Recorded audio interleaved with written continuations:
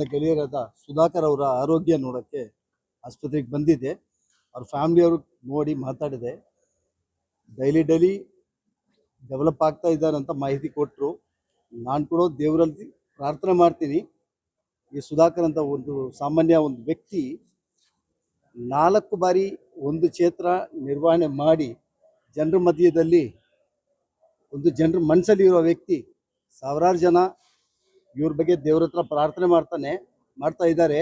ಅದೇ ಥರ ನಾನು ದೇವ್ರಿಗೆ ಪ್ರಾರ್ಥನೆ ಮಾಡ್ತೀನಿ, ಈ ವ್ಯಕ್ತಿ ಜಲ್ದಿ ಬಂದು ನಮ್ಮ ಕಣ್ಣ ಮುಂದೆ ಬಂದು ಈ ಜನರ ಮಧ್ಯದಲ್ಲಿ ಬರಲಿ ಅಂತ ಕೇಳ್ತೀನಿ.